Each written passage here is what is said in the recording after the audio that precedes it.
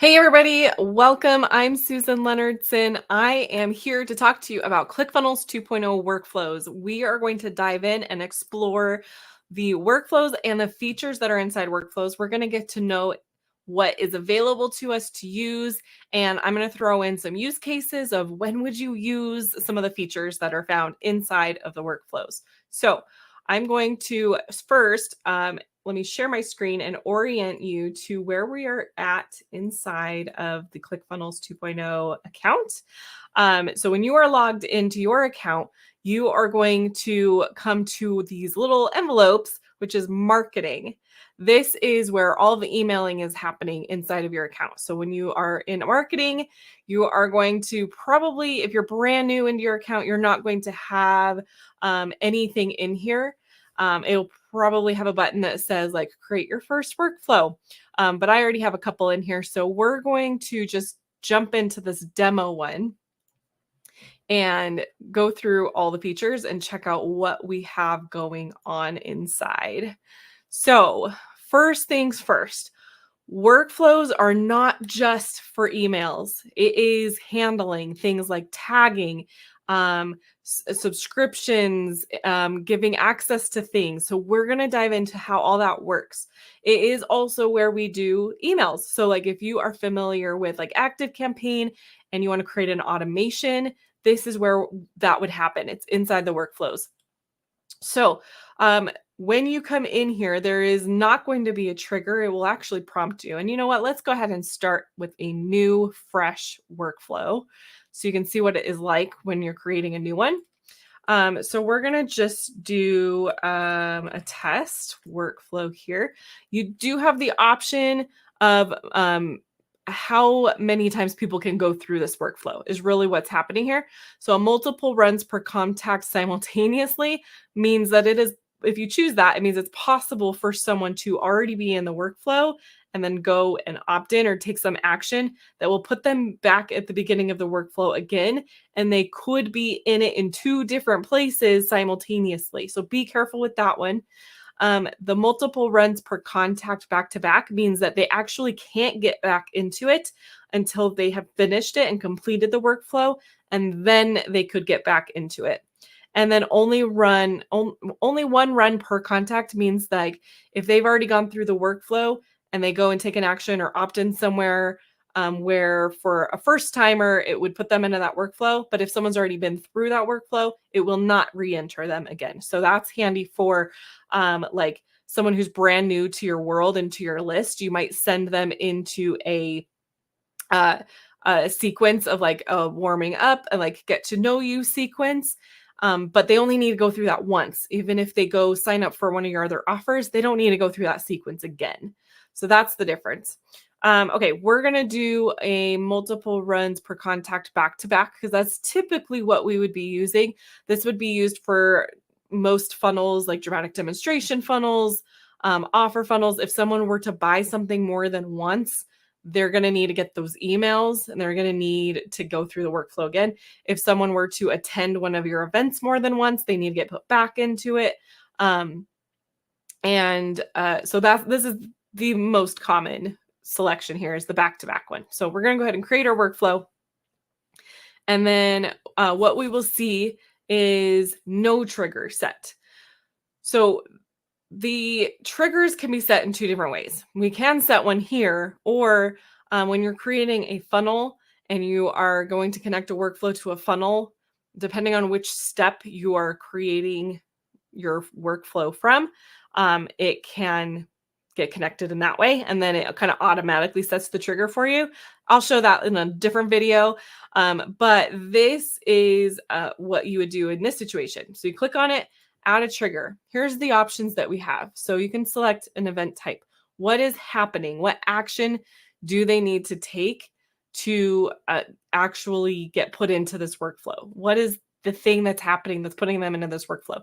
It could be a calendar event.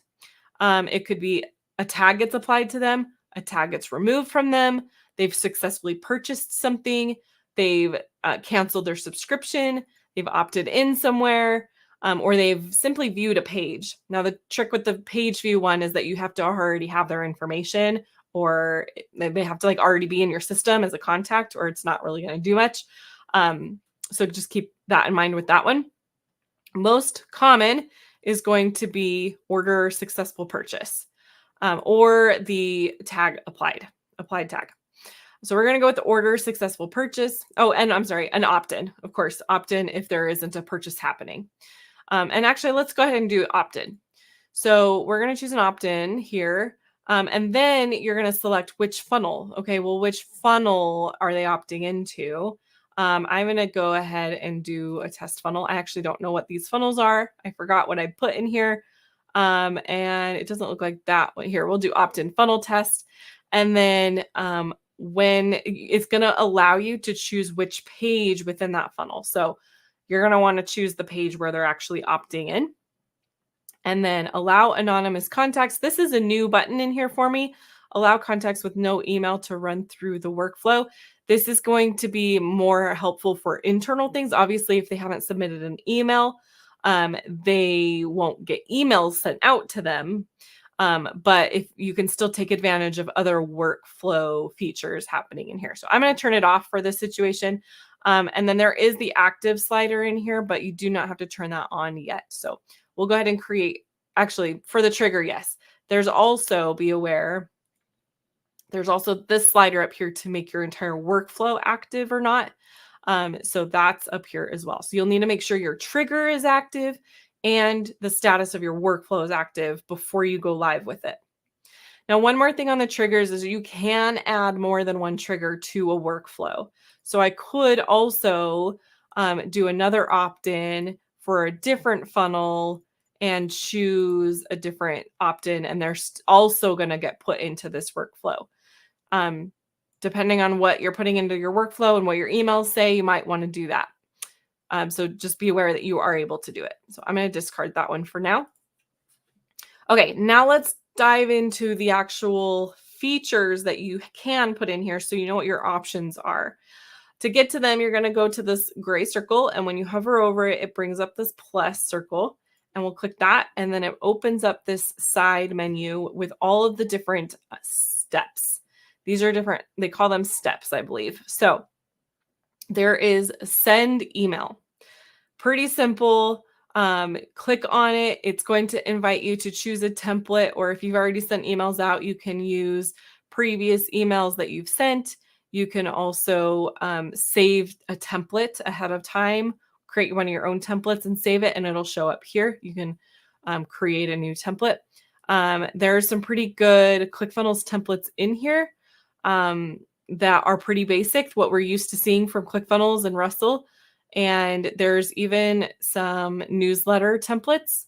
And let's see, classic email. There's 3 different one of those, a Russell Brunson style. Let's choose the Russell Brunson style. And then you can put in a pre-headline. You can put in your subject. The name is actually your internal, like what you want to call it internally. So this might be like, welcome email, or opt-in successful, or something like that, right? So internally, I would also put in whatever the offer name is going to be in there. A good naming schema would be, let's pretend that it's an opt-in for my 6-step lead magnet or something like that, right? So it can be like opt-in. If you know the funnel that you're attaching it to, you could put a funnel name in there, but I'll put like 6-step lead magnet, right? So you want to know next time when you want to come and find this workflow, you want to know what it is. You want to be able to easily identify it. I'm sorry, this is for email, not workflow. I said workflow, but I meant email. So you could do that. And then I would put thank you, right? Because this is the thank you email. That's one way you could do it. You could also do like email number 1, because it's the first email in this series, and then follow it up with the same thing, right? Like 6-step lead magnet, thank you, right? However you want to do it. I would just make sure that you pick a way to do it and then stick to that way. So I'm going to go with this way. Subject line is obviously going to be what people see in their inbox. So we're going to say like welcome, your free lead magnet is inside, or something like that. And pre-headline, you can put that there. It's not required though. And then your from address, you'll have to have these set up ahead of time. I'm going to go ahead and just pick one here. And that's actually not what I would recommend you pick. Don't put a no reply as your from email address. Pick one that you've set up personally. You can get back in here and edit step settings. I could swap that out and it'd be fine. Okay, so that's the email situation. Now to actually edit your email, because we just like put the email in as a step, to actually edit your email, you're going to click these three dots and go to edit email, and that will take you over to the editor where you can actually edit the content within the email. It is a really simple drag and drop. Here's like all the content blocks you can put in there. You also have the ability to put in different rows, and then you can edit some settings. And then when you are inserting stuff or click on an element, it brings up other settings for you to change. I like that the line height is really quick and easy to change. Sometimes I want to spread the lines out a little bit more. And that is really easy to use. So, oh, and I also just noticed there's a hide on desktop or mobile. So that's cool. If you start getting in some content that you don't need showing up in mobile, or you don't want it showing up in desktop for whatever reason. Once you've edited your email, you're going to click save. And then you can exit out of here by using that back arrow. Okay, so that's the email step. That's going to be the one that you're probably going to use the most. The other one that I would recommend that you use often, and we'll go through all of these, but I'm going to go through the most used ones first, is the tag contact.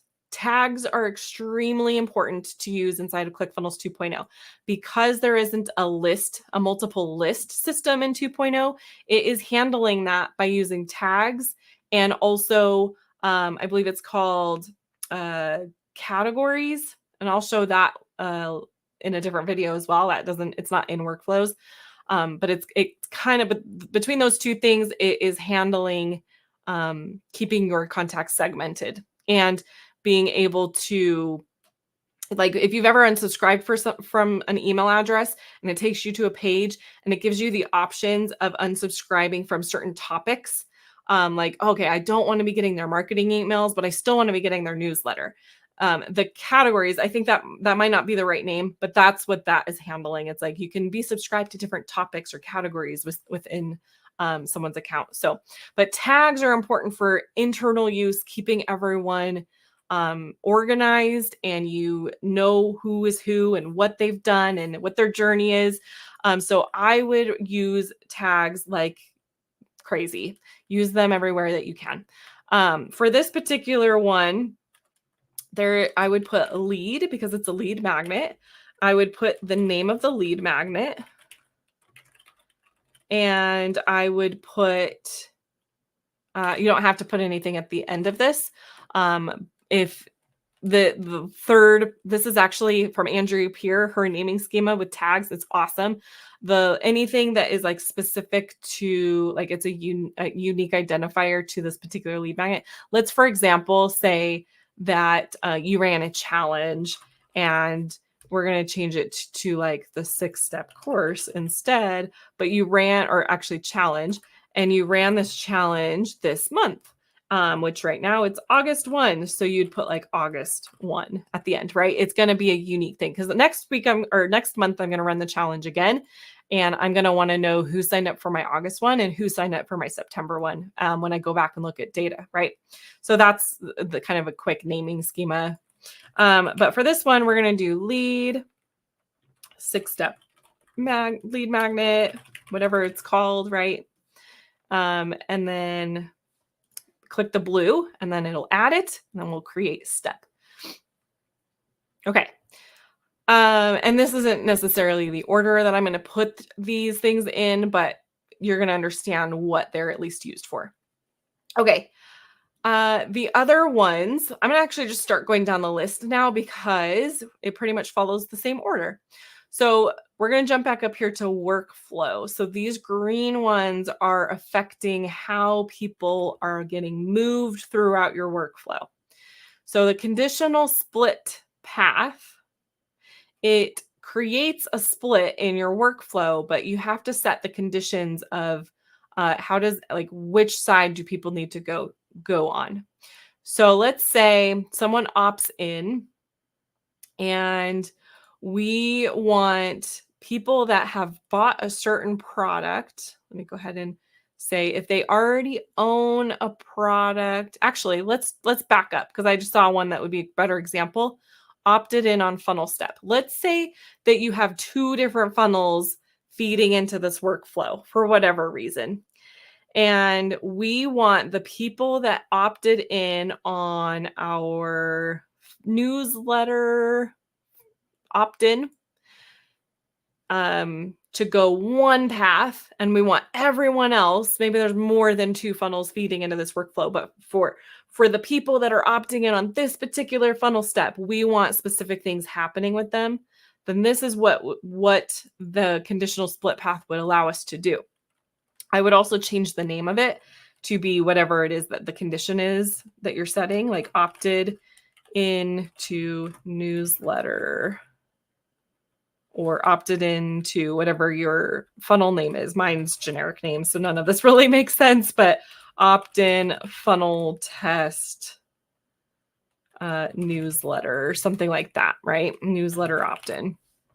So then when you have submitted this, you will see opted in to opt-in funnel test newsletter option, yes or no. So if yes, then they're going to go this path. If no, they're going to go this path. And the way that you make sure that your yeses and your nos are correct is going to be this here, is or is not. And there's other options as well.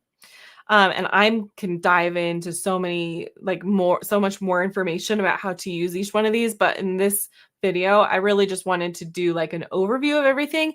And then I can create more videos in the future where we're doing like really specific situations of when you would use these different ones. Okay. Okay. Also be aware you can add an and condition. So they've opted into this funnel step, and maybe we want to say, and they also have purchased a product, and they've purchased my t-shirt or something, right? They also have the option of creating an or condition. If you click on here, it'll add kind of this other box. So you could say, I'm going to delete this one. You could say that so they've either opted in to this funnel step or they've opted into this other funnel step. Maybe there's two situations where you want them to follow that yes path and not the no path. So there's ands and ors in here. So make sure you're using the correct ones for the right situations. Okay, I'm going to delete this one and I'm just going to leave that one.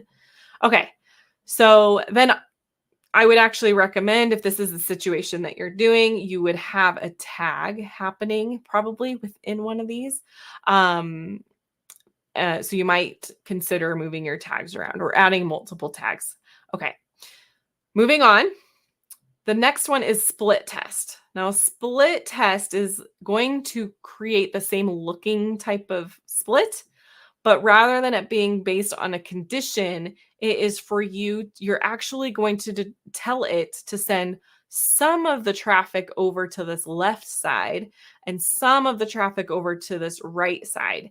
And so this is usually you're going to be doing, like, if you have an email in here, the email is going to be like identical, but they have different subject lines, right? That would be a good example of a split test you would do in here.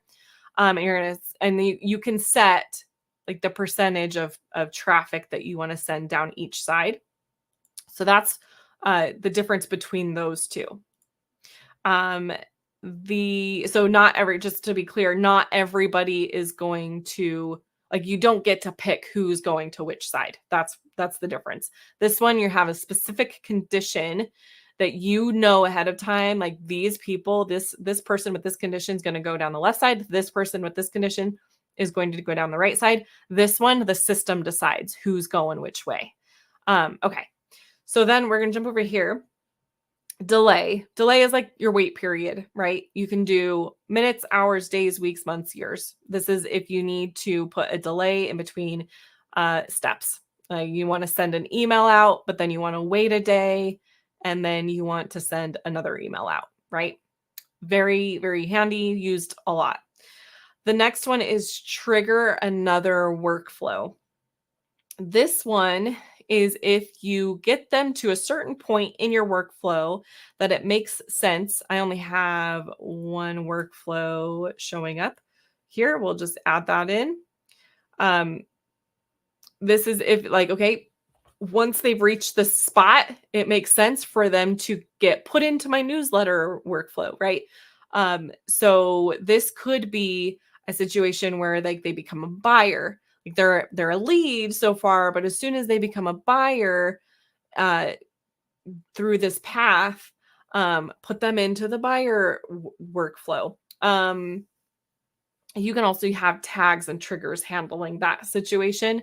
But if the situation ever arises, that is what this particular step is doing. And they would continue being in this workflow. So it doesn't remove them from this workflow that we're looking at. It's just triggering a second one. So let's look at the next one, which is end path. This one is going to end their time in this workflow. So if that is the situation that you want to happen where they get put into another workflow and you want them removed from this workflow, then you add an end path there. Okay, and then you see how it disconnected our split. So they are no longer going to come back together down here for other steps.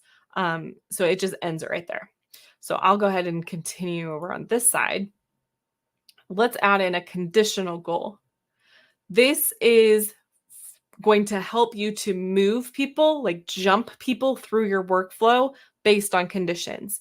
So let's say that someone has purchased a product, and let's say that it was my digital product. And let's say that I have a funnel where they are opting into the lead magnet, and then the very next step, I'm offering them to buy this product, this digital product. I may want to have them, if that is the situation, I may want them to skip this entire thing. And let me click on it. There we go. If they've purchased the product, I want them to skip all of this other workflow stuff that I have set up for everyone else who doesn't buy that product. And I actually want them to just like exit out. Like if that's the situation, I just want them to exit out. Keep in mind, I wouldn't have the split test thing happen in here. Okay, that's what that goal step is. And again, just like the other one, I would rename it so you know what's happening at a glance. Oh, it actually doesn't let us rename it. Never mind. Hopefully they'll add that in the future where we can rename what the goal is that's happening. Yep, there's no other settings on that one right now. So we can kind of see at a glance, like what was this goal again, right? Okay, the next set of steps, we've already talked about tag. We're going to talk about the rest of these ones. This is all internal stuff. The tags are internal. The next one is add a note. There might be a situation where you need to add a note to someone's contact profile if they get to a certain place inside of the workflow. It could be something like that you're just making note that they got to that place in the workflow. If there's a situation where you have a workflow set up for like maybe a course, and you're kind of keeping track of where people are at within that course, and maybe once somebody, let's say it's like a 30-day challenge type product, right? And they enter the workflow as soon as they buy it, and over the next 30 days they need to be doing stuff. And so every day you're sending them an email, and then at maybe day 15, you just want to make a note in their profile that they reached day 15 or something like that, right? So anytime you need to make a note make note on their profiles, that is what that will allow you to do. It's very basic. There's not a whole lot of options. It is literally just make a note in the profile. Okay. Now, where this would be handy, and I don't know the answer to it at this moment, but it will be explored, is can I search contacts based on the notes that have been on them, put on them? So could I go into my contacts and find everyone where the note of reached day 15 has been applied to them? That's where it becomes like really cool. I don't know if that's actually true. We'll have to explore that in the future. Okay, the next one is Notify. I love this one, and they have made this awesome. So Notify is if someone reaches this step in your funnel, you can choose yourself or anyone you've added to your account as a team member. You could add as many people as you want, um, and send a message. And they've added the merge tags ability. So let's say someone opted in, and this is really handy if someone's like filling out one of your opt-in forms to like have a call with you or consultation, and like you need to know right away. You need to be notified that someone filled out this form. So you could have contact first name, contact last name, has booked a call or has submitted, like on websites or on funnel hubs, we have like a contact form in on the contact page, has requested to be contacted. We'll do that, right? You can make it say whatever you want it to say, and then you can add in email address, phone number, and then you can choose, do you want to be notified via email or notification? The notification is literally a notification within ClickFunnels. So email is probably the one that you're going to choose, but notification may not hurt either. It does allow you to choose both. I would at least choose email, just in case you're not in your ClickFunnels account and you miss the notification. We're probably more likely to see it in our email. And then you can create a step. And now you have their information like delivered right to you. You don't have to log into the account. It's all right there. Okay. The next one is create an affiliate. It's actually not available yet because they don't have their affiliate program offered or up and running and out to everybody yet. But that looks exciting. Can't wait for that to be live. All right. The next set of features of steps are just like they don't have a category. We're in the other category. So third-party integration. This is if you need to connect out to like a different CRM. We use the ActiveCampaign one. There's Aweber, Blastable, ClickFunnels Classic if you need to send information over there. ConvertKit, GetResponse, GoToWebinar, HubSpot, Keep, MailChimp, Ontraport, Pipedrive, SendLane, Slack, Webinar Fuel, right? This is going to allow you to set up those integrations based on a workflow. So let's say that you're not even using ClickFunnels for emails and you need to just get them sent over an ActiveCampaign. Then what you're likely going to have happening is you're still going to want to utilize workflow for internal stuff within ClickFunnels. So I would still be setting up your tags. But rather than setting up emails, you're going to go just straight after you add the tags, you're going to set up that ActiveCampaign or whatever it is that you're using. And you'll have to go through the setup process and get your account connected. And then you'll be able to add that step, that integration right in here. Okay. It makes it really easy to be able to put it into workflows because then you can control when that step is happening, which is really awesome. All right.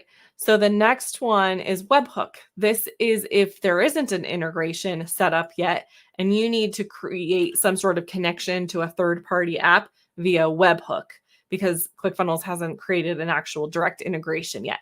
So that'll be that situation. I'm not going to get into how do you actually set up webhooks. It can be a little bit complicated. We'll have to do another training on that someday. But just know that it's there, and probably a search through the help docs in ClickFunnels will help you out with that. Enroll. So if someone's buying a course from you and you have that course hosted in ClickFunnels 2.0. I don't have any published courses in this particular workspace, so I won't be able to finish this one, but you would be able to select the things. And if you have multiple courses, it'll allow you to select multiple, or at least choose from multiple. And then you're going to choose which one they are getting enrolled into. And then you're going to create that step. And then that's going to give them the access. It will trigger a system email that sends out to them that tells them like new course available, and give them the access that they need to that. And then the other one is unenroll contact. So you have enroll, and then you also have unenroll. So if they are, I'm trying to think of a situation where that would be needed. I guess if they have unsubscribed and they've lost access, or it's a limited time thing, right? Maybe they only get access for a certain amount of days, and then you need to take the enrollment away. That's when this would be handy. And again, if you have stuff published, it'll allow you to choose what thing to unenroll them from. All right, I think we got through all of them. Yes, we did. So that's a quick overview of all of those different features and settings that you can have within the workflows. The last thing to know is up here on the top are a few buttons as well. This here is analytics. So once you start running traffic through, you can click the analytics button. It pops up the numbers. You can control the period of time right here. If we want to look at over the past month or custom, you have the ability to choose over here. And then it will tell you like your sales from the workflow, right? These numbers here are going to show you like how many people are at this step and then how many people were at the step. And then they will be rolling out more data that will be showing up here as well, like on emails, like open rate and bounce rate and all that kind of stuff. There's going to be more numbers that show up there in the future. The other thing to know are the settings for the workflow itself. This is going to be where you can change the name. You can change the run type here, and you can also archive your workflow here. And I think that is it. Let me click this button and make sure. There is some more. There is some more. Okay, so the 3 dots over here on the other side of the status bar. Again, we can toggle on the analytics, same way as with that button. And then you can also, if you notice down here in this left corner, there's like this mini map happening. It kind of allows you to click around in it and like jump, like, okay, I'm at the top, but I need to move over here. When your map starts getting really big and wide, it will show more of it. And it just allows you to click around faster and jump through wherever you need to be. And you can toggle that on and off down here in the bottom, but you can also toggle it on and off up here in these settings. The other setting is actions. Okay, back populate. Let's see what is happening with this one. Okay, because this is a new setting I haven't actually seen yet. Workflows do not trigger for any old contacts who existed before the workflow is created. If you'd like to include them, you can back populate the workflow. So we can schedule for each step relative to the date the contact met the trigger condition, or we can schedule for each step relative to when I click the back populate button. That's pretty cool. So let's say that you had people opting in to the funnel, and for whatever reason you didn't have your workflow set up, and you now have it set up and you need to get everyone who had already opted in into this workflow. But they already did the thing, right? They already did what the trigger was, but so now it's not going to activate on them, right? But back populate is going to allow you to do that, which is really cool to see. Okay. Test workflow is grayed out. Not sure what's going to happen with that, but I'll be interested to see.